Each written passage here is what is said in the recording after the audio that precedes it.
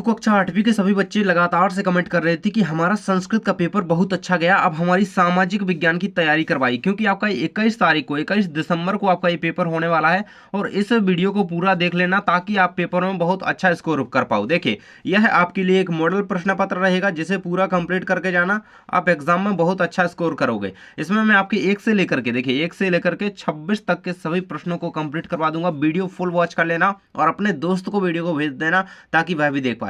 चलिए स्टार्ट कर लेते हैं। सबसे पहले देखिए, आपको बता दूं समय वही 2.5 घंटे का आपका रहेगा। पूरा अंक आपका 60 नंबर का रहने वाला है। देखो, आप लोग सब्सक्राइब क्यों नहीं करते? सब्सक्राइब कर लोगे तो आपकी बोर्ड परीक्षा का जो है टाइम टेबल आ चुका है, उसकी तैयारी मैं करवाऊंगा। तो बोर्ड की परीक्षा की तैयारी करनी है तो सब्सक्राइब का बटन दबा लो। देखिए, निर्देश आ जाता है आपका, सभी प्रश्न हल करना अनिवार्य है। मैं आपको एक एक प्रश्न का हल करवाऊंगा 1 से लेकर के 26 तक। अगला है आपका, यह केवल अभ्यास हेतु नमूना प्रश्न पत्र है, लेकिन इस क्वेश्चन पेपर को हल्के में मत लेना, सारे क्वेश्चन कंप्लीट करके जाना, समझे। देखिए, यहां से हमारे बहुविकल्पीय रूप में क्वेश्चन स्टार्ट हो जाते हैं। पहला क्वेश्चन यहाँ पे प्रश्न क्रमांक 1 से 5 तक आपके बहुविकल्पीय रूप में क्वेश्चन है। तो निर्देश दिया गया कि प्रत्येक प्रश्न के लिए 4-4 विकल्प दिए गए हैं, देख सकते हैं 1 2 3 4। इस तरीके से हर एक एग्जाम में आपका यही हो रहा है ना। देखिए, और ये आपको अपनी उत्तर पुस्तिका में उत्तर छांट करके उनमें से लिखना है सही विकल्प को, है ना। चलिए क्वेश्चन की ओर रुख करते हैं। पहला क्वेश्चन आपका पूछा गया है, ए हिस्ट्री ऑफ ब्रिटिश इंडिया पुस्तक के लेखक थे भाई, तो कौन? Charles Darwin, Max Muller, James मिल या जेम्स रेनेल? तो इसका राइट आंसर आपका रहेगा जेम्स मिल। कौन? जेम्स मिल जो थे, इन्होंने क्या किया था, ये हिस्ट्री ऑफ इंडिया, है ना, ब्रिटिश इंडिया, इसके कौन थे? वो लेखक थे जेम्स मिल। आपको इसका उत्तर इस तरीके से लिख देना है। देखो, अच्छी राइटिंग में लिखोगे तो पूरे नंबर मिलेंगे, कोई नंबर नहीं काट पाएगा। सेकंड क्वेश्चन आपका है, निम्नलिखित में से कौन सा प्राकृतिक संसाधन का उदाहरण है? प्राकृतिक, प्राकृतिक मतलब जो प्रकृति से मिली चीज हो, है ना, उसका उदाहरण नहीं है कहा गया है यहाँ पे। देखिए, झरने का जल, ये तो भाई हमें प्रकृति से मिला है। पहाड़, ये भी प्रकृति है, हमने थोड़ी बनाए हैं। लोहे के औजार, ये जो है मानव ने बनाए हैं, तो ये प्राकृतिक संसाधन का उदाहरण नहीं है, जबकि खनिज पदार्थ तो होते हैं प्राकृतिक, है ना। तो ये इसका राइट आंसर रहेगा, लोहे के औजार जो है प्राकृतिक संसाधन इसमें नहीं है। तो क्या लगा देना आंसर? लोहे के औजार, है ना। तो इस तरीके से आपको इसका आंसर लोहे के औजार, इस तरीके से इसका आंसर लिख दीजिएगा।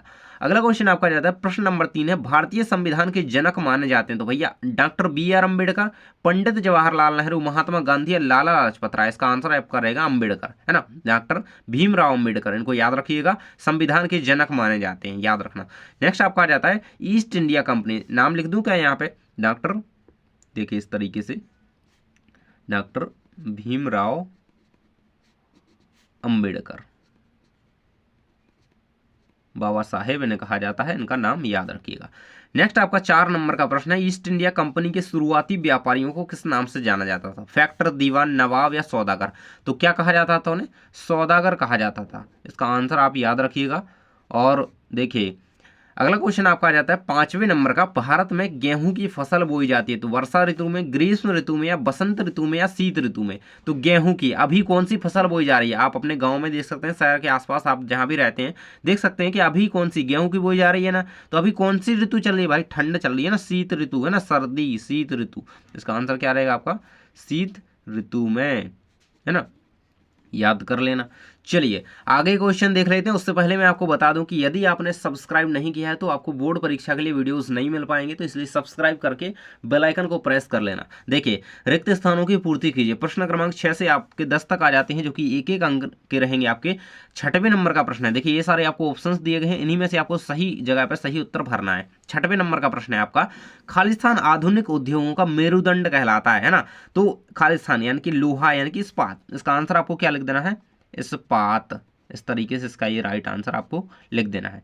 नेक्स्ट आपका आ जाता है 7वें नंबर का, संविधान के अनुसार खालिस्तान सरकार का अंग नहीं है। तो कौन सरकार का अंग नहीं है इसमें? मिट्टी के बर्तन, ये प्रेस भाई, प्रेस मतलब मीडिया, है ना। तो क्या है? प्रेस या मीडिया कहें कि सरकार का अंग नहीं है। अगला है आपका, महालवारी व्यवस्था में महाल शब्द का अर्थ क्या है?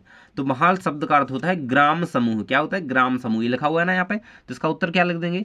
ग्राम समूह है। देखिए मैं सामने उत्तर लिखते जा रहा हूं, आप लोगों को दिक्कत नहीं लेनी है, याद कर लेना। नेक्स्ट आपका, खालिस्तान कुटीर उद्योग का उदाहरण है। तो मिट्टी के बर्तन जो होती है ना, वो कुटीर उद्योग को, मिट्टी के बर्तन बनाते हैं लोग, है ना, तो वो किस उद्योग के अकॉर्डिंग आते हैं? कुटीर उद्योग के, याद रखना, मिट्टी के बर्तन, ये रहेगा आपका राइट आंसर इसका। नेक्स्ट आपका आ जाता है, राज्यसभा में निर्वाचित, भाई लास्ट ही बचा है 233, इस तरीके से हो गए ना कंप्लीट। तो चलिए आगे बढ़ लेते हैं। आपके अति लघु उत्तरीय प्रश्न आ जाते हैं 1 से 11 से लेकर के 16 तक, है ना, जो कि आपके 2-2 नंबर आपके कंप्लीट कराने वाले हैं। तो 11 नंबर का प्रश्न है आपका, इजाजतनामे से क्या आशय था, है ना। इजाजतनामा भाई क्या कहलाता था, वो ब्रिटिश समय की बात हो रही है ना, ब्रिटिश काल की बात हो रही, जब ईस्ट इंडिया कंपनी वगैरह का जो है शासन हुआ करता था। तो ये देखिए, ये रहेगा आपका 11 का उत्तर। देख सकते हो यहाँ पे उत्तर माला दी गई है आपकी, है ना, देख सकते हो यहाँ पे 11 का उत्तर आपको दिखाई दे रहा होगा। अब ठीक से दिखेगा, थोड़ा जूम कर दिया है मैंने। देखिए, इजाजतनामे से आशा यह है कि इंग्लैंड की कोई और व्यापारिक कंपनी इस इलाके में ईस्ट इंडिया कंपनी से होड़ नहीं कर सकती, है ना। ये इजाजतनामे का अर्थ है, इसको याद कर लेना। प्रश्न नंबर 11 का उत्तर कंप्लीट आपका हो जाता है। चलिए, आपका अगला क्वेश्चन आ जाता है यहाँ पे 12 नंबर का प्रश्न है, संसाधन की परिभाषा लिखिए। संसाधन कितने प्रकार के होते हैं। तो भाई संसाधन, देखो, कोई भी ऐसी वस्तु जो आपकी आवश्यकता की पूर्ति करती है, तो वो क्या है, संसाधन है। मान लो ये मोबाइल ही जिसमें आप ये वीडियो देख रहे हो ना, तो वो आपकी एक आवश्यकता की पूर्ति कर रहा है, तो वो क्या है, मोबाइल एक संसाधन है। देखो, प्रत्येक वस्तु जिसका उपयोग आवश्यकताओं को पूरा करने के लिए किया जा सकता है, वह संसाधन है। जैसे देखिए, संसाधन 2 प्रकार के होते हैं, एक प्राकृतिक संसाधन होता है, एक मानव निर्मित संसाधन। मानव निर्मित मतलब कृत्रिम संसाधन कह सकते हैं ना। प्राकृतिक संसाधन जो हमें प्रकृति ने दिए हैं, जैसे जल हो गया, वायु हो गया, ये हमने थोड़ी ना बनाए हैं। और मानव निर्मित जो मानव ने बनाए हैं, जैसे पुल हो गया, सड़क हो गया, मशीन हो गया, कोई भी मशीन ले सकते हैं, जैसे मोबाइल भी तो एक मशीन ही है ना। पेंसिल हो गया, कई सारी चीजें आप ले सकते हैं ना, पेन हो गया, है ना। तो ये क्या होती है, ये मानव निर्मित। इन चीजों को याद रखना, ये कंप्लीट रहेगा आपका। चलिए स्क्रीनशॉट लेते जाएंगे। और नेक्स्ट क्वेश्चन देखो, मैं आपको थोड़ा समझाते जाऊंगा ताकि आपको याद रहे। 13 नंबर क्वेश्चन है आपका, कृषि पर आधारित किन्हीं 3 उद्योगों के नाम लिखिए भाई। कृषि आधारित उद्योगों की बात करी जा रही है ना। यहाँ पे आपका 2 नंबर का ये प्रश्न है। चलिए, कृषि आधारित उद्योग कौन कौन से होते हैं।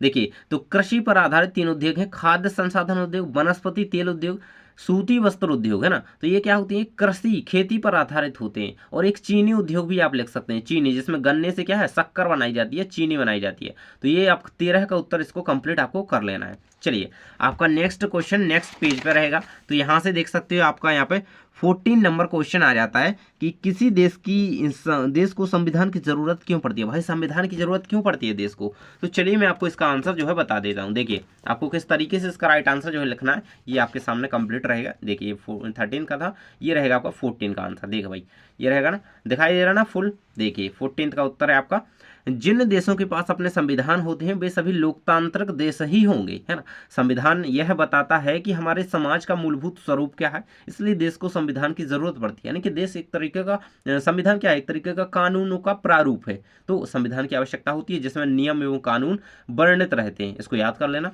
नेक्स्ट हमारा क्वेश्चन आ जाता है 15 नंबर का है, धर्मनिरपेक्षता क्या है, पंथ निरपेक्षता से क्या आशय है ना।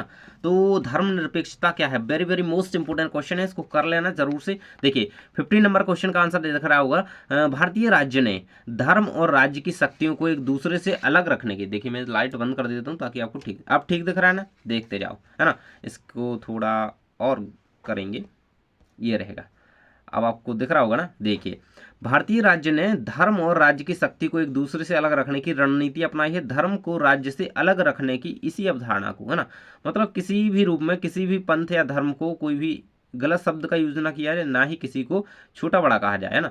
इस अवधारणा को ही धर्मनिरपेक्षता यहाँ पे कहा गया है। ये कंप्लीट कर लेना इसको। नेक्स्ट हमारा क्वेश्चन आ जाता है 16 नंबर है कि भारतीय संविधान की अंतरात्मा किसे कहा गया, है ना।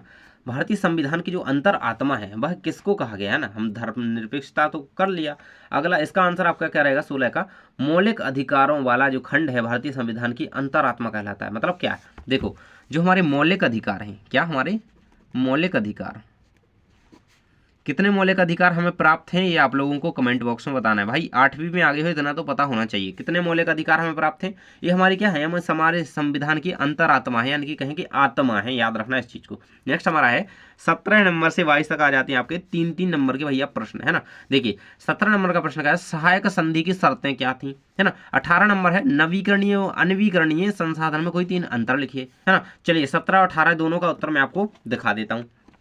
ये रहेगा आपका 17 का उत्तर। सहायक संधि की भाई शर्तें क्या थी? तो देखिए, भारतीय शासकों को अपनी स्वतंत्र सेना रखने की इजाजत नहीं होगी, ये सहायक संधि कहती थी। मतलब जो भारतीय शासक थे, राजा थे, है ना, तो वो अपनी सेना नहीं रख सकते थे, ऐसा कहा गया था। दूसरा है, देसी रियासत कंपनी की अनुमति के बिना किसी अन्य राज्य से युद्ध, संधि या मैत्री नहीं कर सकेगा। मतलब देसी जो रियासतें जो थी, कंपनी मतलब ईस्ट इंडिया कंपनी ही कह लो, है ना, जब तक वो यहाँ पे अनुमति नहीं देगी, उसके बिना जो राजा है ना, वो किसी भी अलग राज्य से, दूसरे राज्य से संधि नहीं कर सकेंगे। मतलब कि हम अपन दोनों इकट्ठे हो जाएं, अपन दोनों एक साथ मिल करके रहो, अपनी सेना इकट्ठी कर लो, है ना, तो ऐसा नहीं कर सकते थे। तीसरा है आपका, देश राज्य कंपनी की स्वीकृति प्राप्त किए बिना अंग्रेजों के अतिरिक्त किसी अन्य यूरोपीय अंग्रेज की शत्रु राज्य के व्यक्ति को अपने दरबार में आश्रय, शरण या नौकरी नहीं देगा, है ना। तो ईस्ट इंडिया कंपनी के जो अधिकारी थे, उनके अलावा, है ना, यूरोपीय अन्य कोई देश के आ जाए, मतलब जो ब्रिटिश थे, है ना, उनके अलावा अन्य कोई, जैसे फ्रांस का आ जाए भाई, तो उसको क्या है, आश्रय नहीं दिया जाएगा, नौकरी नहीं दी जाएगी, ऐसा यहाँ पे कहा गया। तो ये सारी कुछ सहायक संधि की शर्तें थी, इसको याद रखना। नेक्स्ट क्वेश्चन आपका है, जैविक कृषि से आप क्या समझते हैं? लिखिए भाई, जैविक खेती क्या होती है? वेरी वेरी मोस्ट इंपोर्टेंट है, इसको पढ़ के रखना, बहुत ज़्यादा काम आने वाली है आप लोगों के लिए।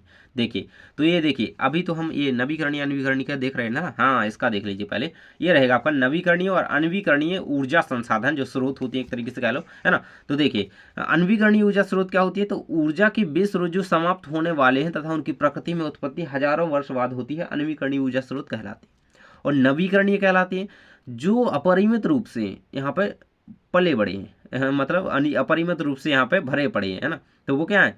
नवीकरणीय संसाधन कहलाते हैं। नवीकरणीय ऊर्जा स्रोत जैसे कि सूर्य का प्रकाश हो गया, जल हो गया, है ना, और कोयला हो गया, प्राकृतिक गैस हो गई, है ना, और वो क्या, पेट्रोल हो गया, वो क्या, अनवीकरणीय। तो इस तरीके से इसको कंप्लीट कर लेना। नेक्स्ट आपका क्वेश्चन रहेगा यहाँ पे, जैविक कृषि, यही वाला ना, जैविक खेती। तो 19 का उत्तर मैं आपको बता देता हूँ, आपको ठीक से दिख रहा है ना, देखिए, ये रहेगा आपका 19 का उत्तर। जैविक खेती भाई क्या है? देखिए, जैविक खेती एक ऐसी पद्धति है जिसमें रासायनिक उर्वरकों, मतलब जो आप खाद बीज डालते हैं ना, ये खाद वगैरह डालते हैं ना, ये कीटनाशक दवाई वगैरह डालते हैं खेत में, है ना, कि अच्छी उपज हो, खरपतवार नाशी जिसे कहते हैं ना, तो उसके स्थान पर जीवांश खाद, जैसे कि गोबर की खाद, गाय के मूत्र की खाद, है ना, गाय के गोबर की खाद, जीवाणु कल्चर, वर्मी कंपोस्ट, इन आदि का यूज किया जाए। तो इसमें क्या होता है, ये एक तरीके की जैविक खेती कहलाती है, जिससे हमारी ना तो हमारी मृदा को, ना हमारी भूमि को यहाँ पे क्या है, नुकसान नहीं होता, और ना ही जो मृदा के मित्र जो होते हैं, मृदा कह लो कि हमारी फसल के मित्र जो कीट होते हैं, उनको भी नुकसान नहीं पहुंचता, और पर्यावरण भी प्रदूषित नहीं होता है। तो इस चीज को याद कर लेना, बहुत ज्यादा इंपॉर्टेंट है ना। साथ ही साथ उसमें मृदा की उर्वरता भी बढ़ती है। अगला रहेगा आपका 20 नंबर का प्रश्न, भारतीय संविधान सभा का गठन किस वर्ष में किया गया था एवं इसके निर्माण में कितने वर्ष लगे, है ना, कितना समय लगा था संविधान को बनाने में, और इसका गठन जो है कब किया गया था? चलिए देख लेते हैं इसका आंसर आपका क्या रहेगा। देखिए, उसका आंसर यहाँ तक कंप्लीट हो गया था। चलिए, ये रहेगा आपका 20 का उत्तर, जो कि आपके सामने दिया गया है, देख सकते हैं 20 का उत्तर। ये नीचे देखिए, साथ में प्रश्न भी दिखा देता हूँ आपको। ये रहेगा उत्तर नंबर का 20 है। भारतीय संविधान सभा का गठन 1946 में हुआ था एवं इसके निर्माण में 2 वर्ष 11 माह 18 दिन लगा था भाई, है ना। और संविधान सभा के अध्यक्ष कौन थे, पता हो तो कमेंट बॉक्स में जरूर से बताइएगा, है ना। मैं मान जाऊंगा भाई, ये होशियार बच्चा यही है, ये जो टॉप करेगा बोर्ड में। अगला है आपका 8वें नंबर का 21 नंबर का, सॉरी, यहाँ 21 नंबर का प्रश्न है आपका, अंग्रेज भारतीय किसानों को विभिन्न भागों में किस प्रकार की फसलें उगाने को मजबूर करते थे, क्यों, है ना। अंग्रेज जो थे भारतीय किसानों को कैसी, मतलब विभिन्न भागों में, अलग अलग भागों में कैसे कहते थे कि ये वाली फसल उगाओ, है ना, क्यों मजदूर करते थे, मजबूर, सॉरी, और क्यों करते थे? तो ये आपका इसका आंसर रहेगा, अंग्रेज देश के, है ना, 21 का उत्तर है, अंग्रेज देश के विभिन्न भागों में किसी न किसी फसल के लिए किसानों को मजबूर करते रहे। बंगाल में पटसन, असम में चाय, मतलब कहते थे यहाँ पर चाय उगाओ, चाय उगाओ, है ना। संयुक्त प्रांत में गन्ना, पंजाब में गेहूं, महाराष्ट्र में कपास, है ना। मतलब ये करते रहे ताकि उनको भी इसका उत्पादन मिलता रहे, उनके देश में जाता रहे। चलिए, अगला क्वेश्चन आपका देख लेते हैं, राष्ट्रीय उद्यान व वन्य जीव अभ्यारण्य में अंतर लिखिए, है ना। राष्ट्रीय उद्यान और वन्य जीव अभ्यारण्य, चलिए इसका उत्तर देख लेते हैं। आपके सामने कुछ इस तरीके से इसका उत्तर रहेगा, जो कि आपके 3 उत्तर इसके दिए गए हैं, 4 दिए गए, सॉरी, इसको कंप्लीट आपको पूरा कर लेना है। देखिए, राष्ट्रीय उद्यान क्या होते हैं, यह वह स्थान है जहां पर वन्य जीवों के साथ साथ प्राकृतिक वनस्पति, है ना, प्राकृतिक सुंदरता का भी संरक्षण किया जाता है। और वन्य जीव अभ्यारण्य क्या होते हैं, यह वह स्थान है जहां पर वन्य जीवों के संरक्षण के साथ साथ उनकी संख्या बढ़ाने की उपायों पर जोर दिया जाता है।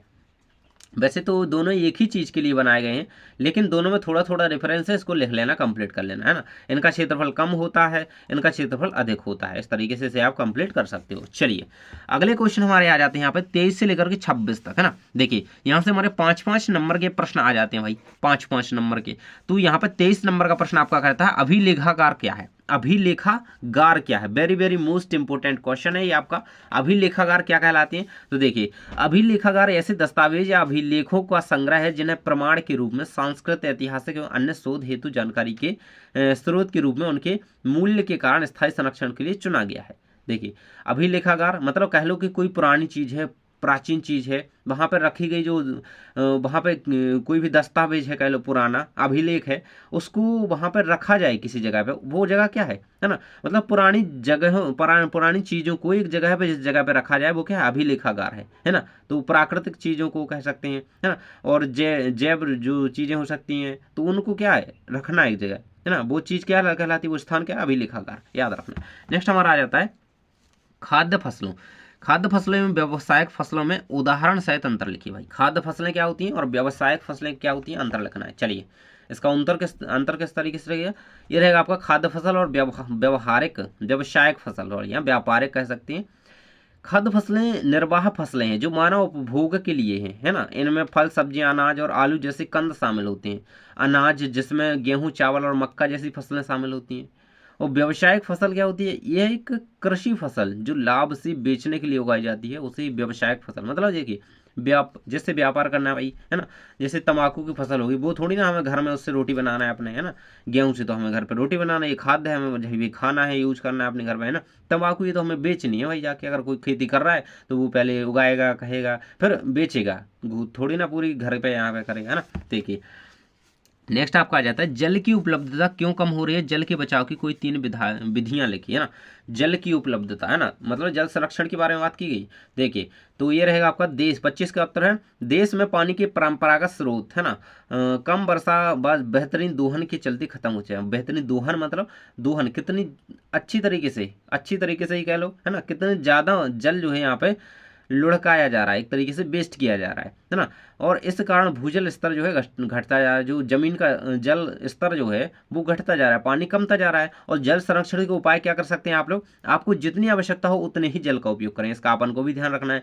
और पानी के नलों का इस्तेमाल करने के बाद बंद रखें, मतलब जितनी जरूरत है केवल उतना ही यूज करें, है ना। मंजन करते समय नल को बंद रखें तथा आवश्यकता होने पर ही खोलें, नहीं तो नल खुला हुआ है, आप इधर दांत में घिस रहे हो और उधर पानी गिर रहा है, तो ऐसा नहीं करना है। अगला है नहाने के लिए अधिक जल को व्यर्थ ना करें, नहीं तो यार 2-2 बाल्टी 3-3 बाल्टी अपन गिराते हैं, नहीं, एक सीक्वेंस, है ना, बहुत ही कम, इतना कि जितना जरूरी हो उतना ही अपन को जल यूज करना है, ये यहाँ पे रहेगा। नेक्स्ट और लास्ट क्वेश्चन आपका है यहाँ पे प्रौद्योगिकी से आप क्या समझते हैं, 2 उदाहरण दीजिए। 5 नंबर का प्रश्न है आपका प्रौद्योगिकी क्या है। देखो भाई तो इसका आंसर आपको किस तरीके से याद कर लेना है। देखिए ये रहेगी आपकी प्रौद्योगिकी की परिभाषा क्या रहेगी, इस शब्द को हिंदी भाषा में टेक्निक कहा जाता है। तकनीक आपने पढ़ा हो जो ना, टेक्नोलॉजी, है ना, तो वो इसी के अकॉर्डिंग आता है ना, तकनीक कहा जाता है। तथा इस भाषा, इसका मतलब जो है विज्ञान या ज्ञान है, जिसे समस्याओं को हल करने या उपयोगी उपकरणों का आविष्कार करने के लिए व्यवहारिक उपयोग में लाया जाता है, जैसे संचार प्रौद्योगिकी, सूचना प्रौद्योगिकी, IT वगैरह, है ना। तो इस तरीके से आप पूरा का पूरा कंप्लीट कर लेना और चैनल को कर लो सब्सक्राइब, क्योंकि आपकी बोर्ड परीक्षा की तैयारी ना मैं यहीं पर करवाने वाला हूँ, इसी तरीके से करवाने वाला हूँ। और हर एक क्वेश्चन का आंसर आपको कंप्लीट मैंने करवा दिया है ना। 1 से 26 तक पूरे कंप्लीट कर चुके हैं ना, तो जल्दी से कर लो चैनल को सब्सक्राइब।